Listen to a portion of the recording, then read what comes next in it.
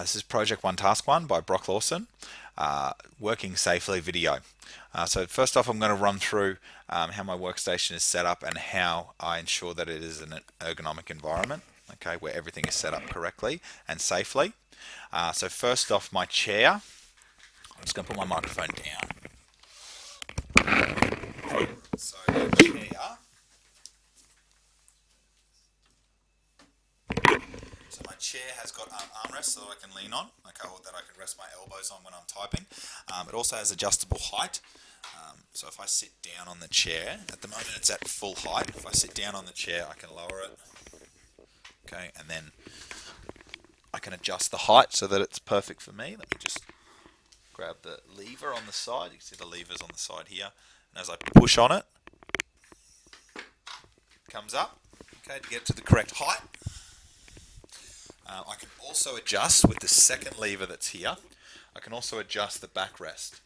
So, alright, so that I can come right forward, okay, and then I can use that lever to adjust it so that I get good lower back support, good support on my back. Alright. I don't have a footrest. However, though, when I'm sitting at the computer, I want to have my hips and my knee at a 90-degree angle with my feet firmly on the floor. Okay, so that's how I will sit when I'm at my desk here. Just adjust this a little bit.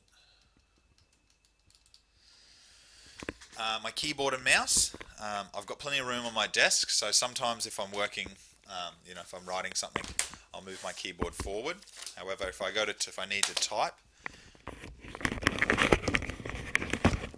to type, keyboard sits here. I have my elbows resting on the armrests. My wrists rest just on the desk, and I'll normally have the keyboard about there. Okay, so that I can reach all the keys. Okay, so that I can reach all the keys, but it's not gonna hurt my wrists. The mouse too is in nice, easy reach. Keyboard to mouse. Okay, keyboard to mouse, and with the cord length, if I have to work, I can move it out. I can move it out of the way. All right. The lighting in my office, I've got the lights, the fluorescent lights above, which give a nice white light. Okay. I can turn them off, and I also have to adjust the lighting.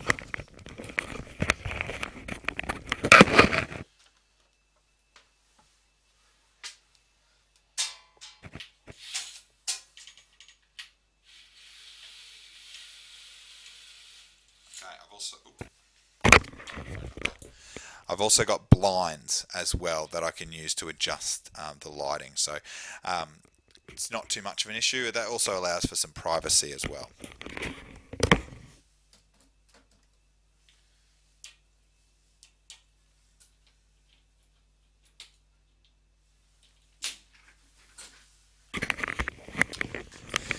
My workstation layout. Again, just bear with me as I adjust the camera. So I use two monitors. Okay, I use two monitors. I've got both of those on proper monitor raisers to get them up so that the monitors are at the correct eye height. So when I'm sitting here, I can see, and my eye hits probably about that top range there. So it's at that perfect height.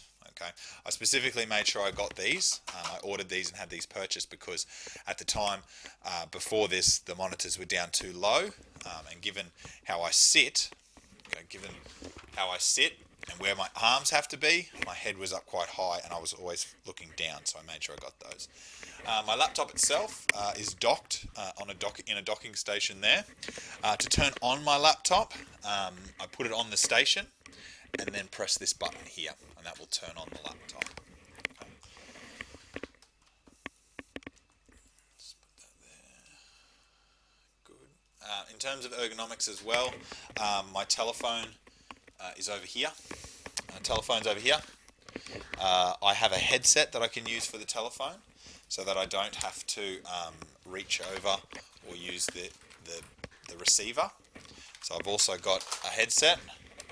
Okay, I make sure you can see that the headset's connected. I run all the cords underneath the desk so that I don't have any cords cluttering up the desk space here. Okay, just to try and avoid some of just extra clutter around. Okay. So I'll just take this headset off.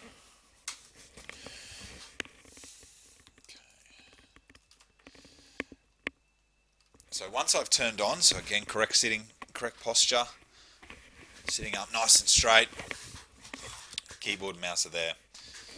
Just adjust it so you can see my face. Okay, and that's how I would sit. Up nice and straight, feet on the floor. To log on, when the log on screen appears in Windows, I have to press Alt-Control-Delete, then type in my username and password. Alright, so the next section is just some simple, or just some accessing the system information. So to access the system information, start and control panel. Once a control panel appears, I can scroll down to system. I'll just adjust this a little bit. So in the system information brings up this, information about my laptop, my computer. So it's running Windows 7 Enterprise. I am running Intel Core 2.5 gigahertz processor. I've got 8 gig of RAM and it's a 64-bit operating system. So knowing how much RAM and particularly the 64-bit operating system, very important for installing or when I go to install different software. So knowing exactly how much RAM I've got and what operating system or how many bits the operating system is, very important. Alright, so I'm just going to show you how to create a folder. So I'll just do it on the desktop. So right click, new folder. I call this Cert1 Business. Within the Cert1 Business folder, I've just opened up that folder by clicking enter.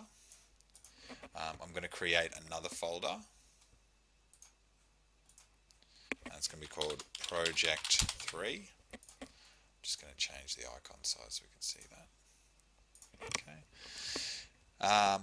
And now create a desktop shortcut. So I want to have a shortcut so I can get to this folder without having to go through the other folder. I'm going to create shortcut. That appears just there, and you can see it says shortcut. You know it's a shortcut because it's got this little arrow. And I'm going to put that onto the desktop. So there, now I've got my shortcut to Project 3 folder. And to close this window, to close most windows, any window really, you click on the red cross. Okay, and that's task 1. Thank you.